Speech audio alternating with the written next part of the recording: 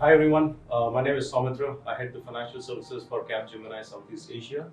I have with me Sudhir Pai, a global CTO for financial services, Capgemini, and it's a privilege to have Royce with us. He heads the consumer finance data for DBS. Thank you so much. Appreciate it, Royce. Thank you for your time. You have tons of data with you, right? And there's much more that can be achieved in terms of looking at your theme, best bank for the better world, right? So just give me a bit of more in terms of, especially coming back to things like artificial intelligence, data. How do you take it to the next level after this finale? What happens? It's a brilliant question, right? Again, being the group head of data management, those questions on getting data, sourcing data, how we use them, and ultimately synthesizing insights through AI. I think those are questions that are very close to heart, right? The key thing here is to make sure that we collect data from as many sources internally, non-traditionally, and also from external sources. When we get data from external sources, we go through data management platforms, or DMP as they're commonly known. We go through data exchanges. We go through data partners who are members of our ecosystems. We also go through data aggregators. Then internally, of course, we look at your traditional data, demographics, behavioral data, transactional data. We've gone on to look at more non-traditional data, dark data or gray data as we call it, including operational data and metadata as well. Now, we amalgamate them and combine them into a reusable database. That then forms the bedrock for artificial intelligence. Then again, that's where the tire really meets the road, right? Whether we can use AI to derive insights and create value and incredible customer experience for our customers, right? So CE, or customer experience, is the end game. Absolutely. And that's what data is, right? Now, in the realm of AI, there are essentially two parts, right? One huge section of it is for decisioning. So we use AI for credit underwriting.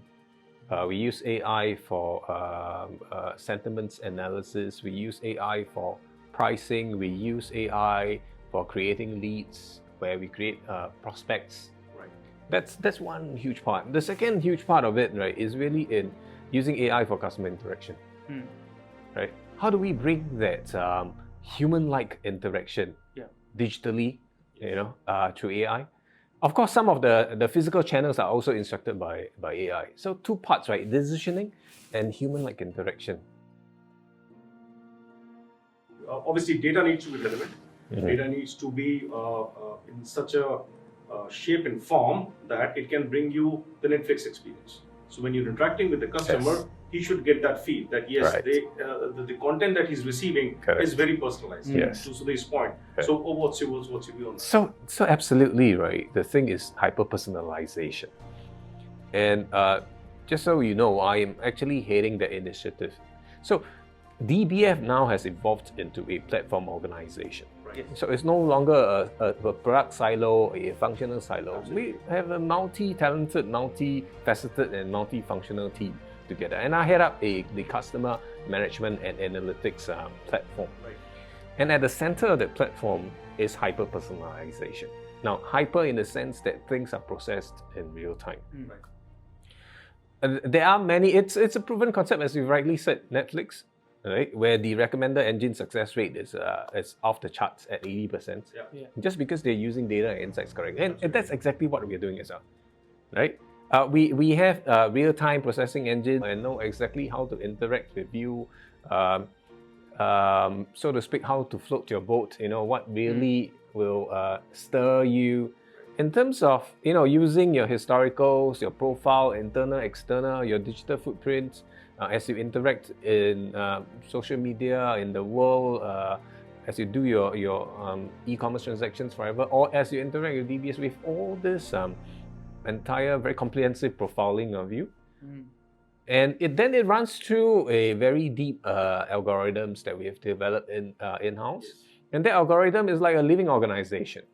As we interact with you, we get feedback from you in real time. It learns. There's a lot of self-learning, very recursive self-learning in real time, to the point where then it really get under the skin. Of course, respectfully, right? To know that, or we call it 0 moments of truth. Right? Your certain life stages where you're preparing for your marriage or wedding or buying a first car or a firstborn, childbirth. Before that happens, right? At that's a moment of truth. But just prior to that, we are anticipating your needs. Right. And then we customize and tailor the entire suite of products and propositions that suits you to a T. Then correct. That's the spirit. Correct. At all these major milestones in your life, through the various life stages, we have the entire suites of products and propositions and services to help you. And on top of that, we also understand customer toil. So we take away the pains as well. So both sides are the same coin together in a very personalized, very intimate way. Right. The goal really is this, right? We want to create such deep relationships with you that we stand the test of time.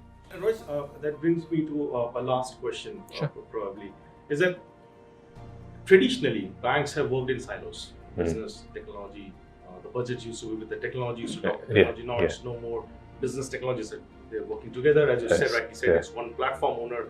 How do you see this going in the next 4 to 5 years? And in terms of really harnessing what you have, maximizing on working as a team within business technology, where do you see this going? I think it's a matter of degree.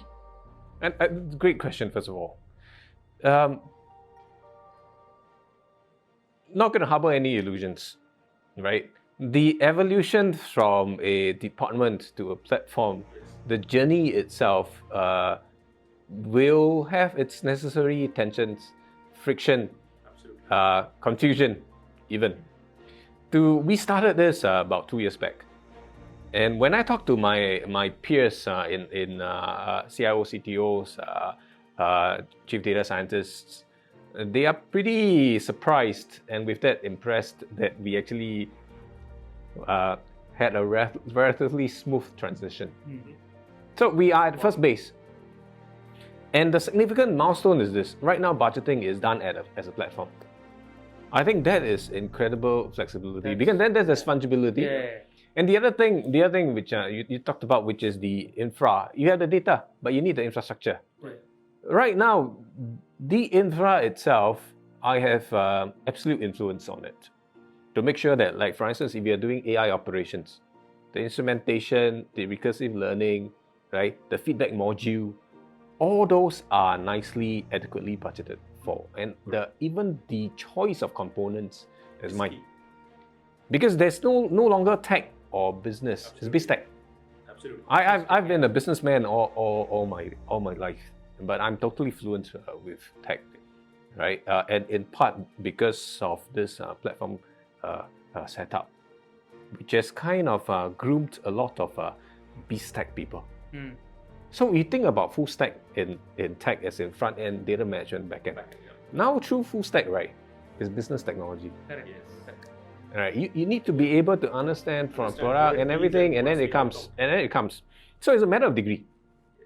So we come to the first base, where then second base, and then the final inning. Where are we going to go in the fourth, fifth, 4 or 5 years ahead, right? It's going to commingle so much that it's just like there's no distinction as such. The org chart itself is totally transformed. You cannot recognize it anymore. And the pace will be phenomenal. What you've seen in the last 2 to 3 years' time, the pace will be very good. The pace as you get comfortable with this and the results start showing, and the proficiency comes, right? Then you get the elbow, and it goes exponential. It goes vertical. No, I was just recollecting few things. Maybe it's for another time's conversation, but happy to have it. Exactly. Thank you. Thank you so much, Royce. Thank you.